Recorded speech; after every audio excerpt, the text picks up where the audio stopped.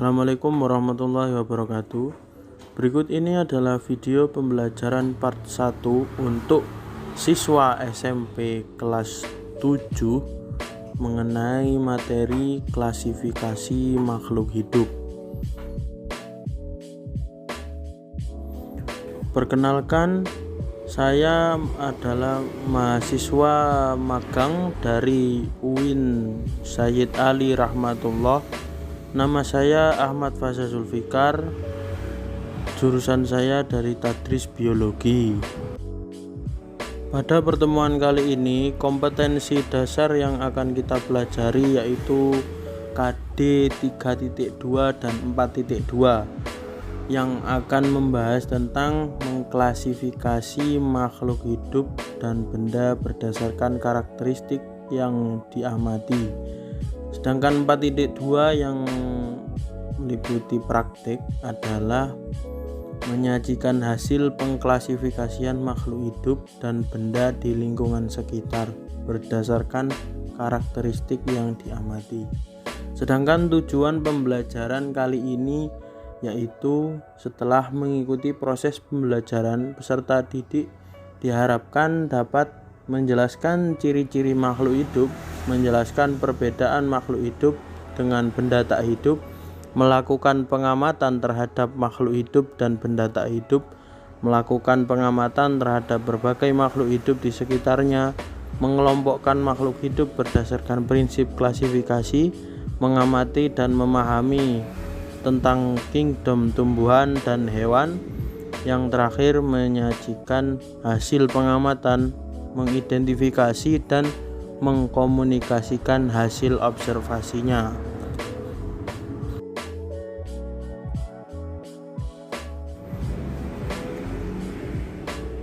Kata motivasi pada video pembelajaran kali ini diambil dari hadis Nabi Muhammad SAW yang diriwayatkan oleh Bukhari, yang berbunyi, jika seseorang bepergian dengan niat untuk mencari ilmu, maka Allah akan menjadikannya seperti berjalan menuju surga.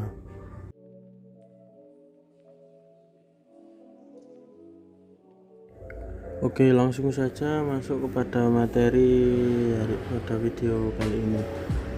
Yang pertama, apa itu klasifikasi makhluk hidup? Klasifikasi makhluk hidup adalah cara mengelompokkan makhluk hidup berdasarkan kesamaan dan ciri yang dimilikinya. Pengklasifikasian makhluk hidup juga ada tujuannya. Apa tujuannya? Yaitu tujuan dari klasifikasi adalah untuk mempermudah mengenali, membandingkan, dan mempelajari makhluk hidup. Sedangkan dasar-dasar klasifikasi makhluk hidup ada 3, yaitu yang pertama, klasifikasi berdasarkan kesamaan dan ciri-ciri yang dimiliki. Yang kedua, klasifikasi berdasarkan ciri-ciri bentuk tubuh, morfologi, dan organ dalam tubuh atau anatomi. Yang ketiga, klasifikasi berdasarkan ukuran, tempat hidup, cara hidup, dan manfaatnya.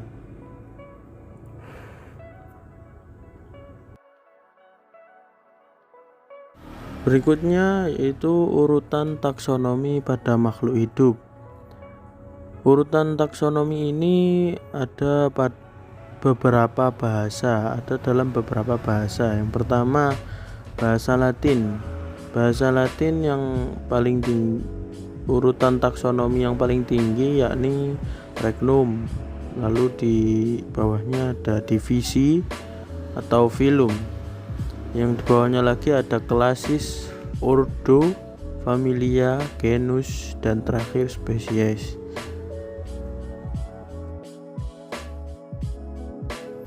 Kriteria klasifikasi tumbuhan berdasarkan organ reproduksinya, menggunakan spora atau bunga. Yang kedua, berdasarkan habitusnya atau tempat tinggal, termasuk perdu, semak, atau pohon.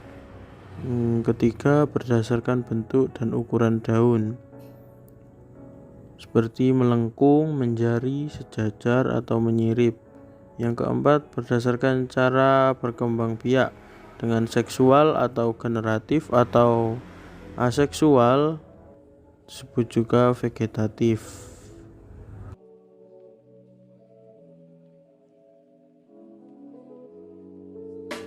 Berikutnya kriteria klasifikasi hewan. Yang pertama, saluran pencernaan makanan. Hewan tingkat rendah tidak memiliki saluran pencernaan. Hewan tingkat tinggi mempunyai saluran pencernaan makanan. Yang kedua, kerangka tubuh, skeleton. Kerangka luar atau exoskeleton atau kerangka dalam, endoskeleton. Yang ketiga, anggota gerak, dengan kaki atau bukan kaki.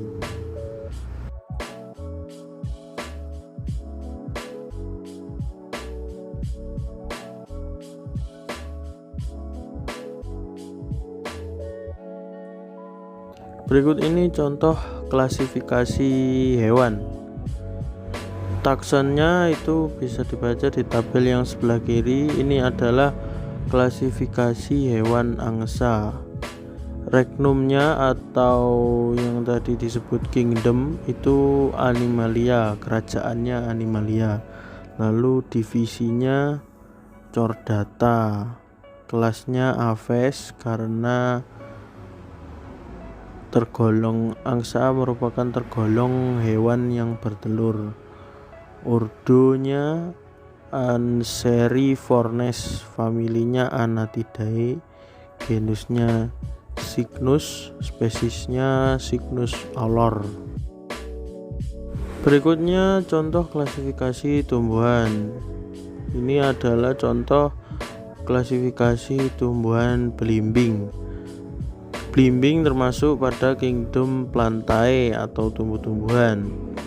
Divisinya Magnoliophyta, kelasnya Magnoliopsida.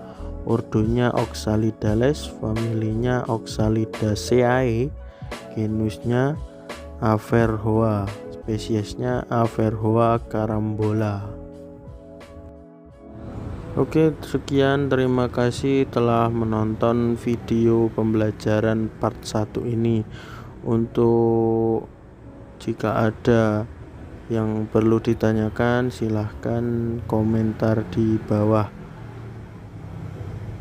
Dan nantikan part 2-nya ya. Terima kasih. Assalamualaikum warahmatullahi wabarakatuh.